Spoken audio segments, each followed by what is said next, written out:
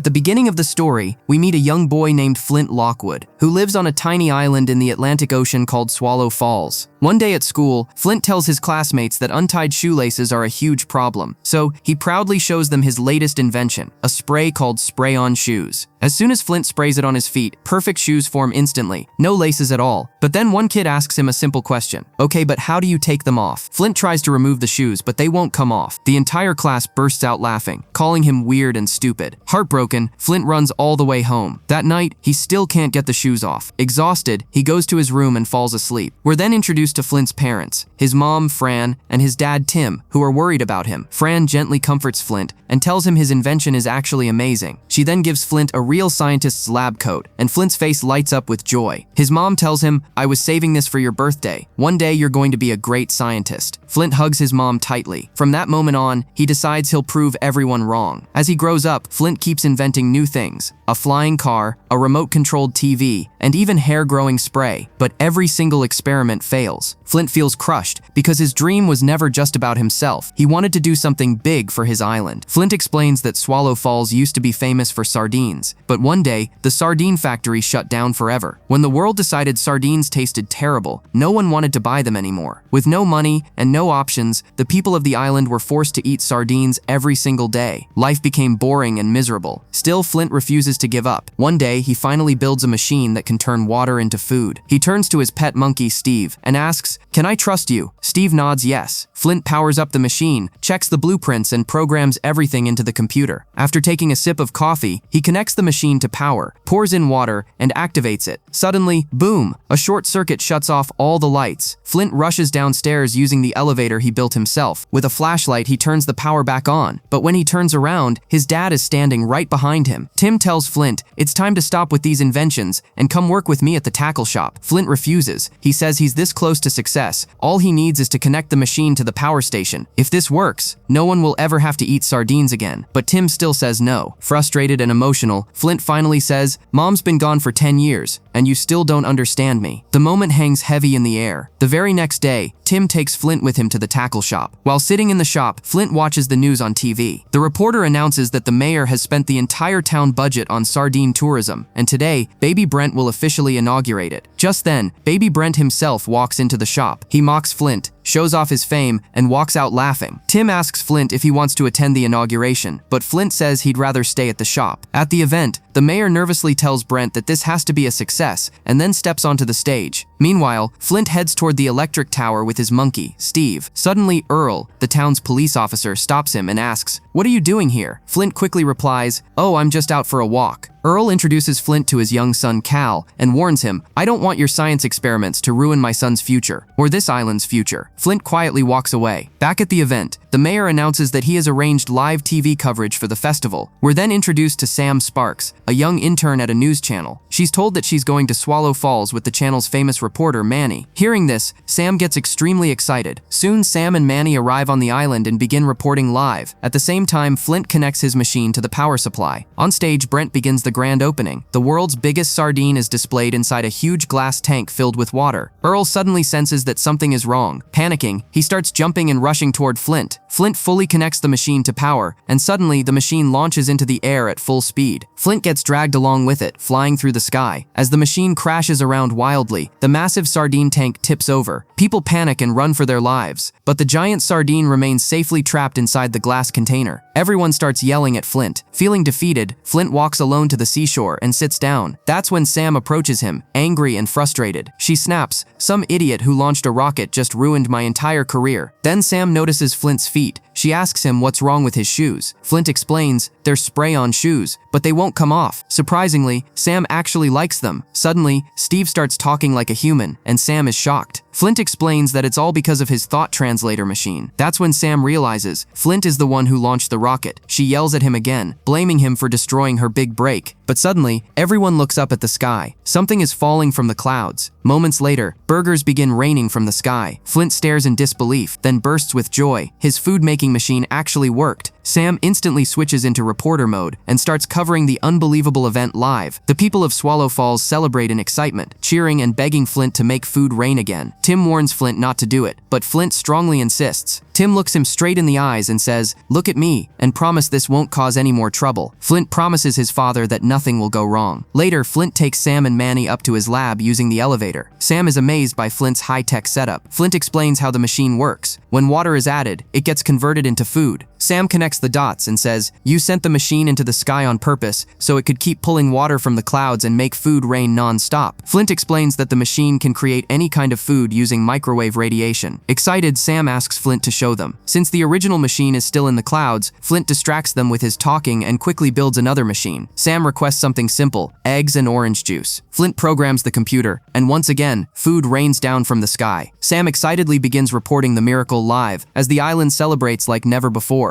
Meanwhile, the mayor invites Flint to lunch and lays out his big plan. He tells Flint, "Just keep making it rain food. I took out a huge loan to turn our tiny town into a food tourism hotspot. You'll need to make food rain 3 times a day, every day, and people will go crazy over your invention." Flint gets carried away by the mayor's promises and starts making it rain everyone's favorite foods. But as this continues, the danger meter starts flashing red. The food is becoming over-mutated and dangerous. Just then, Earl shows up and tells Flint, "Tomorrow's my son Cal's birthday. Could you make it rain ice cream?" Flint refuses at first, but seeing Earl's disappointed face, he gives in and makes it rain ice cream. The next day, Cal is overjoyed. He invites Flint to play snowball fights with ice cream scoops. Flint happily joins in, throwing scoops at everyone. On the news, Sam tells viewers everywhere to visit Swallow Falls because food rains from the sky every single day. Later, Flint takes Sam somewhere special. He shows her a giant plate of Jell-O and says, "You never asked for anything, so I made this just for you." Inside the Jell-O, Flint has created a piano, a radio, and all kinds of fun things. The two of them laugh, play, and bounce around inside the Jell-O together. Sam opens up to Flint and says, "When I was a kid, I was a total bookworm. I loved science and weather, but kids made fun of me because I wore glasses, so I changed how I looked and gave up on science." Flint gently puts her glasses back on, ties her hair into a braid using Jell-O, and tells her, "You're even more beautiful like this." They lean in and almost kiss, but suddenly, Flint gets a call and they rush away. Later, Flint visits the roofless hotel with his dad. Tim doesn't like it at all. A hotel with no roof just feels wrong to him. Flint proudly tells his dad, "Today I made it rain your favorite food, meat. And tomorrow the mayor asked me to cut the ribbon at the grand opening." But Tim looks at the massive food around them and says, "Doesn't this food look way too big to you? Look around. Something isn't right. You should stop this." Flint gets upset and snaps back, "Everyone else is happy with my work. You're the only one who isn't." Tim calmly replies, "If this makes you happy, I won't stop you." Heartbroken, Tim walks back to the tackle shop alone. That night, when Flint returns home, he notices the food has grown unnaturally huge. He rushes to his lab and checks the danger meter. It's off the charts, but Flint realizes something terrifying. He doesn't know how to shut the machine down. The mayor brushes it off and says, "We'll just declare big food as delicious. Tomorrow is the city's grand opening. Don't let us down." Flint tries to explain that there's a huge difference between the food that fell before and what's falling now. The machine needs water to make food. The more food we order, the more clouds it pulls in, and the bigger the food becomes. But the mayor keeps pushing Flint to continue. While watching Flint's computer program, the mayor secretly learns how to operate the machine himself. The next day, food tourism officially opens, and people from all over the world arrive to see it. Sam checks her weather system and warns Flint, "Don't make it rain today. The weather is about to turn really bad." But Flint ignores her warning. The mayor calls Flint on stage for the ceremony and hands him the scissors to cut the ribbon. Brent gets furious, throws off his clothes dramatically, and storms away. Flint begins the inauguration, but suddenly a spaghetti storm forms in the sky. Massive waves of food swirl through the air, putting everyone's lives in danger. People scream in terror and run for their lives as chaos takes over the island. Meanwhile, Cal gets trapped under a massive pile of chocolate, and Earl rushes in to save his son. Seeing this, Flint panics and races back to the lab to shut the machine down. But the mayor secretly orders even more food, making the storm grow stronger and more violent. Flint tries to shut the machine off, but the mayor physically stops him. Flint finally breaks free and presses the OF button, but the mayor hurls a giant turnip, crashing into the controls and completely destroying Flint's system. Flint yells in frustration, "That was our last chance to shut it down." Nearby, Cal collapses and loses consciousness. darkness. Sam desperately asks, "Is there a doctor here?" Manny steps forward and says, "I'm a doctor, but I became a cameraman hoping for a better life." Manny explains that Cal has gone into a food-induced coma, but moments later, Cal wakes up, coughing and breathing again. Sam warns everyone, the danger isn't over yet. Even worse storms are coming. She connects to the news channel and reports live that this food storm will soon spread across the entire world. Elsewhere, Tim finds Flint's old lab coat hanging nearby. He picks it up and searches for Flint. He finds Flint hiding inside a metal barrel. Tim asks gently, "What are you doing in there?" Flint breaks down and says, "I tried to help everyone, but I failed. All my inventions are useless, and because of me, people got hurt." Tim hands Flint his scientist's lab coat, the same one his mother gave him as a child. That moment reminds Flint to believe in himself. He puts on the coat, teams up with Steve, and uses his flying car to reach Sam. Looking around, Flint sees how badly the food rain has damaged the island. He apologizes to everyone and says, "I have a kill code that can shut the machine down forever. I just need to reach it." He urges everyone to evacuate the island immediately, but the mayor turns the crowd against Flint, shouting, "This is all Flint's fault." The angry crowd starts chasing Flint. Flint escapes and jumps into the car. Earl steps in and tells the people, "We're all responsible for this, not just Flint. Right now, we need to find a way to survive." The crowd finally agrees and follows Earl. Meanwhile, Flint, Sam, Manny, Steve, and Brent head straight toward the machine, but the food storm is so intense they can barely see anything. Manny turns on the windshield wipers. Through the chaos, Flint spots the truth. The machine is trapped inside a giant food tornado. Suddenly, a living slice of pizza attacks them, trying to protect the system. It slams into the windshield, and the USB with the kill code flies out of the car. Flint immediately calls his dad and says, "Dad, you need to go to the lab and email me the shutdown password." Tim rushes to the lab to send the code. Manny takes over driving, saying he's better behind the wheel. Flint quickly forms a plan and tells Manny and Steve to stay in the car. Sam warns Flint, "If we don't shut this machine down in 20 minutes, the entire world is finished." Manny flips the car upside down, launching Flint and Sam out safely. Brent jumps out too. Flint crashes into Sam midair, and the three of them lose their way toward the machine. Surrounded by chaos, they press forward, dodging deadly food monsters and carefully crossing rivers of burning oil, determined to reach the machine before time runs out. Meanwhile, Tim reaches the lab and calls Flint. Flint tells him to email the kill code, but Tim admits he has no idea how to send an email. At the same time, Earl builds a boat out of food to help people escape, but suddenly, the mayor jumps into the boat, making everyone furious. Before anyone can react, a massive mountain of leftover food collapses. People scream and run for their lives. Earl grabs Cal, jumps into the river with the food boat, and helps people escape downstream. Back in the lab, Flint carefully explains to his dad how to send an email, but suddenly, a huge pile of food crashes down on Tim, burying him completely. At the same time, Flint and his team are attacked by giant mutant chickens. One chicken swallows Brent whole. Thinking this is the end, Flint tearfully says goodbye to his dad, but then Tim suddenly pops up from under the food and successfully sends the email. Flint is overjoyed. Unfortunately, one of the chickens swallows Flint's phone. The chicken that ate Brent suddenly starts jumping around wildly, and Brent bursts out. Brent goes full hero mode, defeats the chickens, returns Flint's phone, and guides them toward the machine. As Flint and Sam move forward, they discover the area is covered in peanuts. Sam is severely allergic, so Flint tells her to stay back. But Sam accidentally touches a peanut and immediately has an allergic reaction. At the same time, food storms begin spreading across the entire world, causing massive destruction everywhere. Flint tells Brent to take Sam back to the car so she can use her allergy serum. Flint cuts the rope and moves toward the machine alone. On the phone, Sam tells Manny they're coming back. Manny waits, but suddenly food creatures attack him, sending his car spinning through the clouds. Meanwhile, the food maker machine detects Flint. Its safety system activates, and the machine starts attacking him. Flint hides inside a giant watermelon to avoid the attacks. Finally, Flint reaches the control panel and begins entering the kill code using his phone. But something's wrong. Tim accidentally sent the wrong email. Instead of the code, it's a cat video. The machine reactivates and spins violently, trying to kill Flint. In a last desperate move, Flint sprays the machine with spray-on shoes. The food flow stops instantly. Moments later, the machine explodes. Back in the car, Sam injects herself with the allergy serum and recovers. With the machine destroyed, everything slowly returns to normal, but Flint is nowhere to be seen. Heartbroken, Sam rushes down with her friends. Flint isn't in the car. She softly tells Tim, "I'm sorry, your son was amazing." Just then, a group of birds gently carries Flint down from the sky. Everyone cheers in relief. Tim struggles to express his feelings, so Sam places Steve's thought translator on him. Finally able to speak his heart, Tim tells Flint, "I'm proud to be your dad." He hugs Flint tightly and says, "I love you." Sam smiles and tells Flint to kiss her. Right there, in front of everyone, Flint and Sam kiss. In the end, Flint proved that being different is a strength. If this story made you smile or feel inspired, like, share, and subscribe for more amazing movie stories.